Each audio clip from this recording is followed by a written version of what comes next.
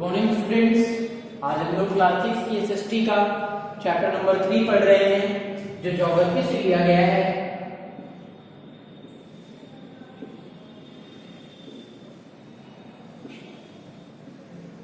Chapter का नाम है the motion of the earth. फिर से आपको बताना चाहूंगा कि आज हम लोग जो है क्लास 6 की एसएसटी का चैप्टर नंबर 3 पढ़ रहे हैं जो ज्योग्राफी से लिया गया है और चैप्टर का नाम है मोशन ऑफ द अर्थ। तो चलिए देखते हैं कि आज की इस वीडियो में हमें कौन कौन से पॉइंट्स पर डिस्कशन करना है। तो आज की इस वीडियो में हमारे इतने पॉइंट्स हैं जिस पॉइंट्स पर हम लोगों को डिस्कशन करना है। पहला पॉइंट है हमारा ऑर्बिटल प्लेन, यानी हम लोग जो है कक्षीय तल के बारे में आज यहाँ पे पढ़ेंगे। दूसरा पॉइंट है हमारा सर्कल ऑफ इल्यूमिनेशन, यानी हम लोग जो है सर्कल ऑफ इल्यूमिनेशन के बारे में पढ़ेंगे।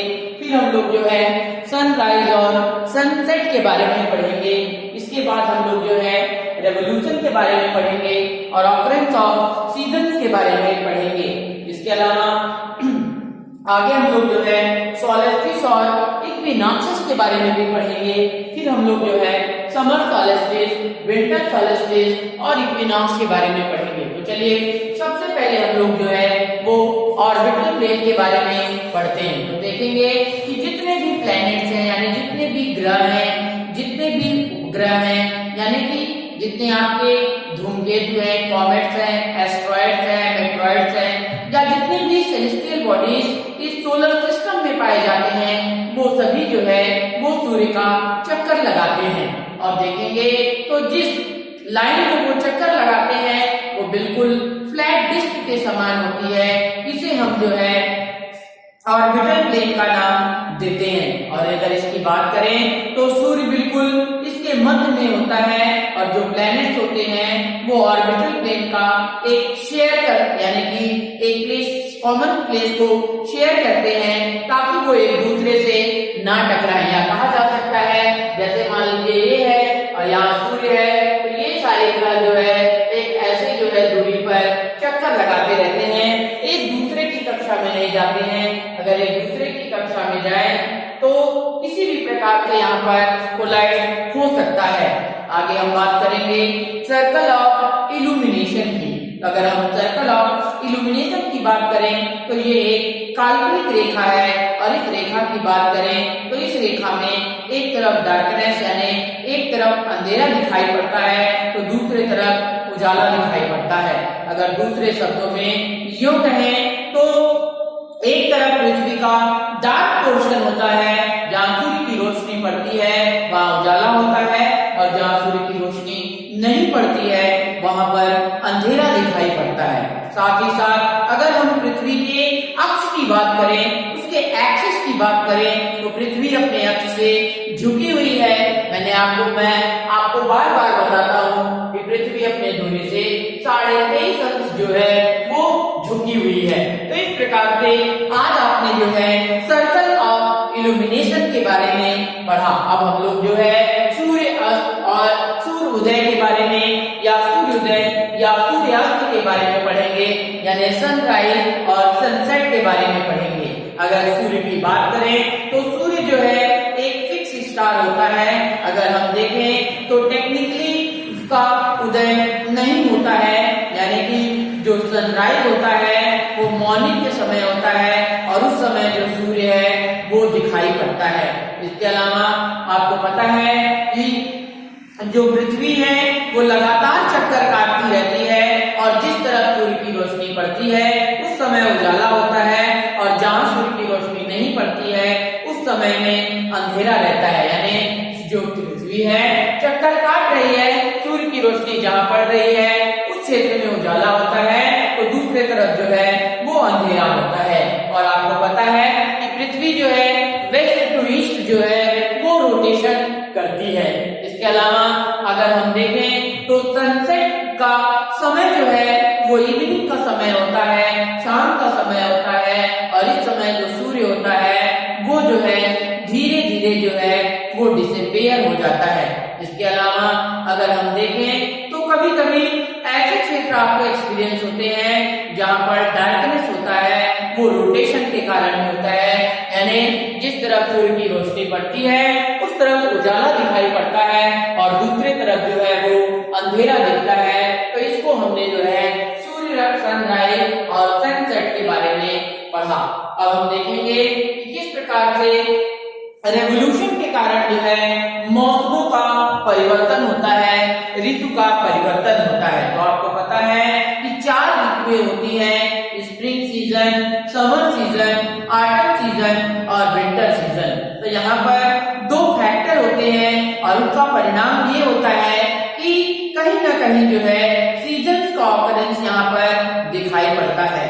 अगर इन फैक्टर की बात करें तो पहला फैक्टर है कि जो रेवोल्यूशन होता है, यानी जो पृथ्वी होती है वो सूर्य का चक्कर काटती है, और दूसरा जो है पृथ्वी अपने अक्ष से झुकी हुई है। तो इन 2 कारणों से अगर देखेंगे तो लगातार ऋतुओं में जो है वो परिवर्तन दिखाई पड़ता है। अब हम लोग जो है सोलेस्टिस और इक्विनॉक्स के बारे में देखेंगे। तो ये जो वर्ड सोलेस्टिस होता है इसका मतलब होता है सन स्टैंडिंग स्टिल। अगर आप गर्मियों की बात करें तो गर्मियों में दिन जो होते हैं वो बड़े होते हैं और रात जो होती है वो छोटी होती है आपके नॉर्दर्न हेमिस्फीयर में। और वहीं अगर आप साउदर्न हेमिस्फीयर की बात करें तो वहां पर रात बड़ी होती है और दिन छोटा होता है। इसी प्रकार से अगर विंटर सॉल्स्टिस की बात करें तो विंटर सॉल्स्टिस में दिन छोटा होता है और रात बड़ी होती है नॉर्दर्न हेमिस्फीयर में। और इसी प्रकार से साउदर्न हेमिस्फीयर की बात करें तो साउदर्न हेमिस्फीयर में दिन बड़ा होता है और रात छोटी होती है। तो इस प्रकार से हमने जो है सोलेस्टिस के बारे में भी पढ़ा। और सोलेस्टिस 2 प्रकार का होता है, एक होता है समर सोलेस्टिस और दूसरा होता है विंटर सोलेस्टिस। तो चलिए समर सोलेस्टिस की बात करें तो समर सोलेस्टिस जो होता है वो 21 जून को पड़ता है, और उस समय देखेंगे तो आपका जो अधिकांश भाग जो नॉर्दर्न हेमिस्फीयर में होता है वो सूर्य की तरफ होता है, और जो सूर्य होता है वो ट्रॉपिक ऑफ कैंसर पर पूरे समय होता है। और अगर प्राचीन लोगों की बात करें तो इस दिन जो है वो सूर्य जो है वो दक्षिण की तरफ बढ़ता है।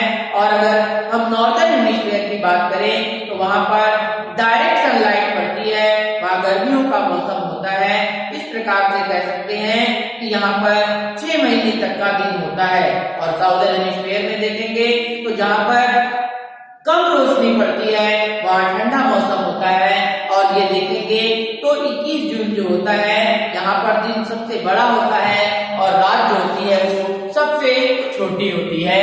इसे हम जो है समर सॉल्स्टिस का नाम देते हैं। आगे हम जो है विंटर सॉल्स्टिस के बारे में पढ़ते हैं। तो विंटर सॉल्स्टिस जो है वो 22 दिसंबर को पड़ता है, और आपका जो साउदर्न हेमिस्फीयर होता है उस वहां पर सूर्य होता है, और जो सूर्य की किरणें होती हैं वो सीधे ट्रॉपिक ऑफ कैंसर पर होती हैं। तो 2 दिन होते हैं वो छोटे होते हैं और रात जो होती है वो बड़ी होती है। तो इस प्रकार से साउदर्न हेमिस्फीयर में इसका उल्टा होता है। और अगर देखेंगे तो नॉर्थ पोल या दूसरी तरफ देखेंगे तो 6 महीने की रात आपको जो है वो होती है। तो इस प्रकार से आपने समर सॉल्स्टिस और विंटर सॉल्स्टिस के बारे में पढ़ा। समर सॉल्स्टिस अगर देखेंगे तो 21 जून और विंटर सॉल्स्टिस जो है वो 22 दिसंबर। आगे इक्विनॉक्स की अगर बात करें तो इसमें जो है वो लगातार ऋतुओं का परिवर्तन होता रहता है, यानी कि डेज और नाइट्स के ड्यूरेशन भी बदलते हैं। साथ ही साथ अगर हम गर्मियों के समय की बात करें तो इस समय दिन लंबे होते हैं, और अगर जाड़ों में बात करें तो रात छोटी होती है। साथ ही साथ जो आपका ऑटम सीजन होता है, स्प्रिंग सीजन होता है, वहां कभी कभी देखेंगे तो कुछ जगह पर दिन और रात की जो ड्यूरेशन होता है वो बराबर होता है। इसी प्रकार से 21 मार्च में ऑटम इक्विनॉक्स और 23 दिसंबर में वर्नल और ऑटम इक्विनॉक्स पड़ता है। और इन डेट को देखें तो नॉर्दर्न हेमिस्फीयर में आप देखेंगे तो वहां पर ऑटम इक्विनॉक्स आपको दिखाई पड़ता है। आप साउदर्न हेमिस्फीयर में देखेंगे तो नॉर्दर्न हेमिस्फीयर की तरफ बढ़ेंगे तो इसके प्रकार की चीजें दिखती हैं। तो इस प्रकार से हम ये कह सकते हैं कि आज की इस वीडियो में हमने ऑर्बिटल प्लेन के बारे में पूरी तरीके से जानकारी ली। फिर हमने सर्कल ऑफ इल्यूमिनेशन पढ़ा, फिर सनराइज, सनसेट, फिर रेवोल्यूशन, एनाग्रेंस ऑफ सीजन, फिर के बारे में, इक्विनॉक्स के बारे में पढ़ा, समर सॉल्स्टिस, विंटर सॉल्स्टिस और इक्विनॉक्स के बारे में पढ़ा। इस प्रकार से the motion of the earth दोबारा ये चैप्टर खत्म हो जाता है।